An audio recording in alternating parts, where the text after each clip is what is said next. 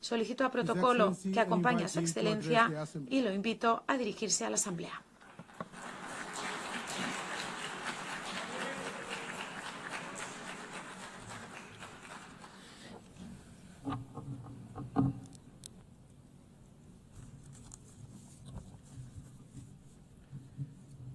A las autoridades de las Naciones Unidas, a los representantes de los países miembros y a todos los ciudadanos del mundo que sigan atentamente esta cumbre, buenos días. El año pasado me paré ante ustedes en esta misma asamblea y presenté una nueva orientación en política exterior para la Argentina. Sostuvimos que era imperativo un retorno a las ideas de la libertad, a los principios inmortales que sostienen la dignidad de la vida, la libertad y la propiedad de todos los individuos bajo la ley, y la necesidad de que la cooperación internacional tenga como fin precisamente asegurarlas. Sin embargo, advertí que la ONU se había alejado de su norte en las últimas décadas. El exitoso modelo de Naciones Unidas que hablaba de la necesidad de paz sin victoria y que se fundaba en la cooperación de los Estados-nación, se vio reemplazado por un modelo de gobierno supranacional de burócratas internacionales que buscan imponerle a los ciudadanos del mundo un modo de vivir determinado. Así es como pasamos de una organización que pretendía mediar la paz entre pares a una organización que pretende decidir no solo qué debe hacer cada Estado-nación, sino también cada uno de los individuos en las distintas latitudes del planeta. Nosotros creemos en el fin original de este organismo. Creemos que existen problemas globales que requieren del diálogo y la cooperación internacional para ser resueltos. Pero para eso debemos rechazar estas extralimitaciones que a menudo acompañan a las agendas nobles. Como sostuvimos el año pasado, no acompañaremos nunca el cercenamiento de libertades individuales, comerciales, ni la violación de los derechos naturales de los ciudadanos de los Estados miembros. Y durante el último año y medio hemos votado en consecuencia. Esto lo digo a sabiendas de que muchos no comparten mis palabras, porque como siempre dije, es preferible decir una verdad incómoda que una mentira confortable. En esta línea, hoy quiero hablarles acerca de un problema específico que enfrentan todos los países modernos. Actualmente, en todo el mundo se está planteando una contradicción entre el presente y el futuro, un problema de índole política, económica y filosófica, en cuya respuesta se juega el destino de la humanidad toda. Si lo llevamos a los términos de comodidad e incomodidad que he planteado, el mundo entero parece estar estancado en el confort del presente, haciendo caso omiso a las consecuencias que esto pueda traer en el futuro. Como la incomodidad le resta voto y poder a quien lo asume, los dirigentes prefieren hacer todo lo que está a su alcance para mantener el statu quo heredado, aunque sea a costa de las consecuencias futuras. Incendian el futuro para mantener caliente el presente. Así, los estados contemporáneos han entrado en una dinámica muy compleja de revertir, en la que los incentivos tanto de la población como de los políticos apuntan a privilegiar el repartir la riqueza de hoy por sobre generar la riqueza de mañana. En todo momento, los tomadores de decisiones tienen frente a sí la decisión de o bien preservar el legado que les fue encomendado o bien destruirlo. Este legado puede ser riqueza acumulada, capacidad productiva, leyes o cualquier cosa que haga el bien común. Por lo general, si incineran su legado, si optan por la comodidad, tendrán grandes beneficios presentes, pero sufriendo costos futuros aún mayores. Si yo dispongo de un ahorro hoy, lo pierdo para mañana.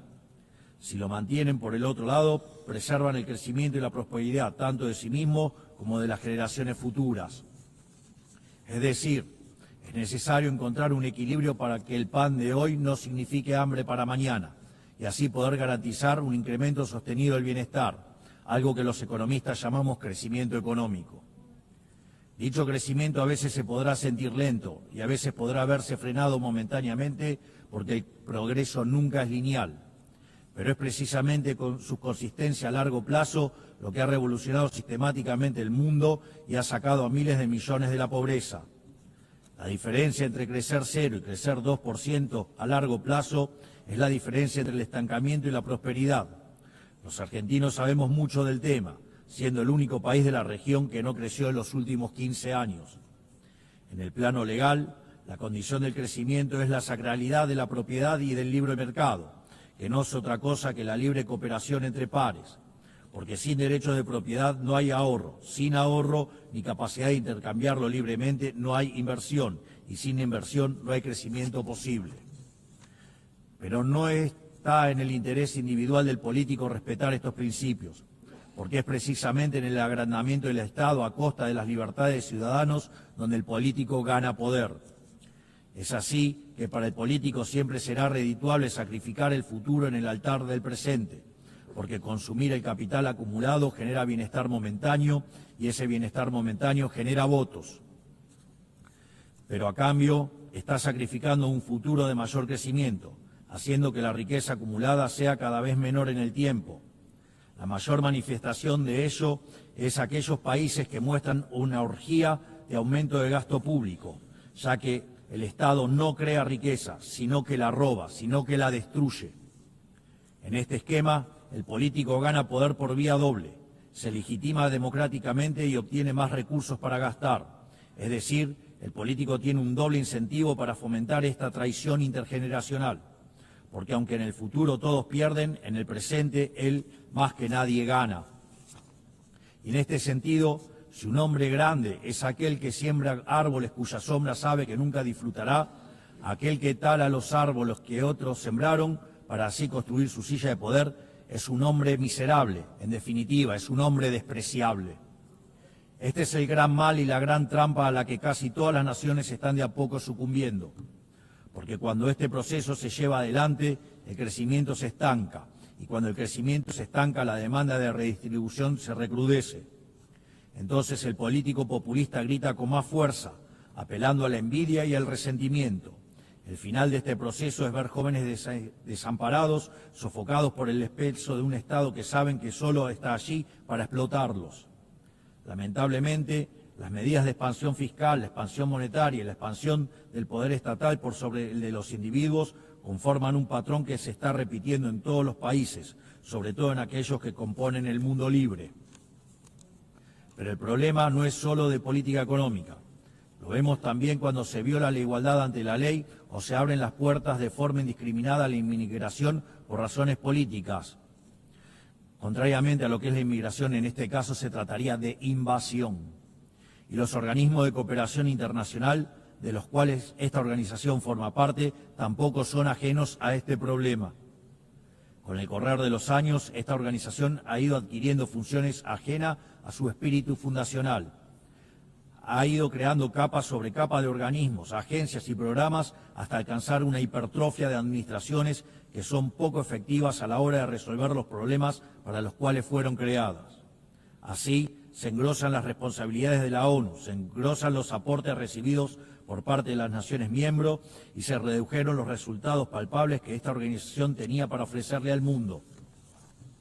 A este cóctel de incentivos cruzados se le suma que, a diferencia de los primeros mandatarios nacionales, las organizaciones internacionales nadie rinde verdaderamente cuentas por fallar en la resolución de un problema. Esta contradicción entre grandes objetivos y resultados magros ha generado una erosión del prestigio de esta casa y de otras. Sin ir más lejos, los malos resultados de la Agenda 2030 dan testimonio de esto que describo. Lo que persiste en la práctica es un ciclo de estructuras que se reciclan, recursos que se multiplican y metas que se reprograman. Por esta razón, la Argentina decidió en su momento apartarse de este proceso, porque veíamos en esta agenda un malgasto de recursos escasos, con fines que no compartíamos y con el efecto de distraer la atención de las dificultades reales de un mundo encaminado al estancamiento. Es mi deber advertir contra este mal porque en Argentina lo vivimos hasta su consecuencia natural. Llegamos al fin del cómodo camino al que conduce desentenderse el futuro, o sea que venimos de un futuro que para ustedes aún no ha terminado de llegar. Y quiero decirles que están a tiempo de evitarlo, porque ninguna sociedad puede sobrevivir si incendia el futuro para calentar el presente. En mi país hemos aprendido por las malas una lección muy valiosa. Durante décadas se hipotecaron flujos futuros en función de repartir stock en el presente. En 2023 llegamos finalmente al largo plazo de 100 años consecutivos de hacer las cosas mal, de pasar la cuenta de mano en mano hasta que no quedó quien la pague. Y todo eso, sumado a lo que les conté previamente, terminó quebrando a nuestro Estado. Producto de esa implosión, durante el último año y medio tuvimos la gigante tarea de administrar la escasez extrema. Y hoy estamos por primera vez en décadas haciendo lo que hay que hacer para que el futuro sea mejor, para lo cual la única fórmula es hacer lo contrario a lo que se hizo en el pasado. A esto se le contrapone el resto de la política, que nos demanda hacer lo mismo que hacían ellos y que también nos arrastró hacia la decadencia, hipotecar el futuro para satisfacer demandas presentes. Ellos quieren que apliquemos lo que hicieron 1000 veces y nos trajo hasta aquí. Pero quiero dejarles en claro que Argentina hoy tiene un gobierno que decidió emprender el camino correcto, aunque sea el más difícil, porque la prosperidad y el progreso de nuestro pueblo no puede postergarse más. No somos, sin embargo, los únicos que estamos tomando las decisiones difíciles que este momento histórico demanda. El presidente Trump en Estados Unidos también entiende que es el momento de revertir una dinámica que estaba llevando a Estados Unidos a una catástrofe. Y sabemos que una catástrofe en Estados Unidos es una catástrofe global. Su férrea y exitosa política en términos de ponerle un freno a la inmigración ilegal lo deja más que claro. Entiende que debe hacer lo necesario, aunque a muchos no les guste, antes de que sea demasiado tarde. En otros países, por ejemplo, ya es demasiado tarde para esta decisión. No solo eso, sino que también está llevando adelante una reestructuración sin precedentes de los términos del comercio internacional, una tarea de magnitudes titánicas que hacen al corazón del sistema económico global, porque este sistema estaba depredando el corazón industrial de su país y sumiéndolo en una crisis de deuda sin parangón. Más aún, está llevando adelante una limpieza de la captura institucional del Estado americano, porque en el mismo se habían infiltrado facciones de izquierda que atentaban contra cualquier programa de reforma, por más necesario que fuera. Este tipo de desafíos que tanto el presidente Trump como yo estamos abordando tienen un denominador común que todos los países del mundo e incluso las organizaciones supranacionales deben enfrentar. Deben encontrar la manera de recuperar un interés por el futuro y no sucumbir a la tentación de solo atender el presente.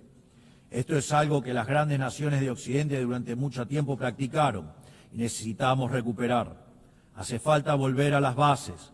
Debemos recuperar una noción de lo prioritario, acompañado por recuperar una noción de hacer lo difícil y correcto por sobre lo fácil y cómodo.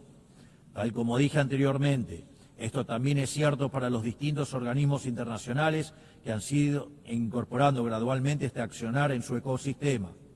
Creo que hablo por todos al decir que nos gustaría que la ONU lidere este cambio de paradigma, regresando a las bases que la han convertido en la gran organización que supo ser en el pasado. Por eso, quisiera humildemente poner a disposición de esta Asamblea 4 principios que creemos pueden ser útiles para seguir en pos de este objetivo. 1. Principio del mandato esencial. La misión central de la ONU es preservar la paz y la seguridad internacional. Todo lo demás debe concebirse como complementario a ese fin. La gestión estratégica de los recursos de esta institución requiere, por lo tanto, apegarse a esas prioridades, no a otras. 2. Principio de subsidiariedad internacional. La ONU debería intervenir sobre un tema únicamente cuando sea evidente que el problema excede de manera demostrable las capacidades de acción nacional. En todos los demás casos corresponde devolver la iniciativa a los Estados, que son quienes poseen legitimidad democrática y responden ante sus pueblos. 3. Principio de eficiencia institucional. Así como la Argentina ha iniciado un proceso de optimización del Estado, eliminando estructuras redundantes y devolviendo recursos a los contribuyentes, entendemos que la ONU necesita un camino similar. Ello implica la realización de auditorías confiables, el cierre de programas ineficaces, la consolidación de agencias únicas y un financiamiento condicionado a resultados verificables. 4. Principio de simplificación y racionalización normativa. La paz no es solo ausencia de conflicto, requiere sociedades prósperas. La cooperación internacional no debe transformarse en un obstáculo para el crecimiento económico y la generación de oportunidades. Por ello, solo debemos apoyar iniciativas que no restrinjan la capacidad de los Estados de liberar sus fuerzas productivas, atraer inversión y fomentar el comercio, que son el camino más exitoso para reducir la pobreza. Creemos que estos 4 principios serían grandes valores para reencauzar esta organización, para que así pueda perdurar y traer resultados palpables en el tiempo. Para finalizar, quiero recordar 4 cuestiones sensibles y de vital importancia para la República Argentina. En primer lugar, quiero reiterar nuestro reclamo legítimo e irrenunciable sobre la soberanía de las Islas Malvinas, Georgias del Sur, Sandwich del Sur y los espacios marítimos circundantes que permanecen ocupados ilegalmente. A pesar de los 80 años que pasaron desde la creación de esta organización, situaciones coloniales como esta siguen sin ser resueltas. Por lo que invitamos al Reino Unido a reanudar las negociaciones bilaterales de conformidad con la resolución 2065 de esta misma Asamblea General, junto con todas las resoluciones posteriores que la acompañan. En segundo lugar, quiero manifestar nuevamente mi repudio a las expresiones de violencia fundamentalista que aún existen y se propagan por el mundo. En Argentina ya sufrimos este horror con los ataques de la Embajada de Israel y la AMIA en los años 1992 y 1994 respectivamente. Por eso instamos a la comunidad internacional a fortalecer la cooperación jurídica para garantizar que las circulares rojas de Interpol sean respetadas y que los responsables de dichas atrocidades puedan comparecer ante la justicia, ayudándonos a terminar de cicatrizar esta dolorosa herida en la historia de nuestro país. Tercero, estamos asistiendo a una escalada inadmisible en la violencia política por parte de la izquierda a nivel global, violencia que en Argentina conocemos muy bien. Es inadmisible recurrir a la fuerza allí donde las razones fallan. Por eso repudiamos enfáticamente estos procedimientos que atentan contra las normas básicas de convivencia democrática. Cuarto, la situación del ciudadano argentino Nahuel Gallo, secuestrado y detenido de manera arbitraria en Venezuela sin imputación, sin asistencia legal ni consular. En palabras simples, una desaparición forzosa. Exigimos al gobierno de Venezuela su inmediata liberación y hacemos un llamado a la comunidad internacional para que acompañe este reclamo legítimo en defensa de los principios más básicos del derecho internacional y de la dignidad humana. Finalmente, reiteramos nuestra exigencia de liberación inmediata de los rehenes que aún permanecen cautivos en Gaza. Finalmente, que Dios bendiga al mundo libre, que las fuerzas del cielo nos acompañen. Muchas gracias a todos.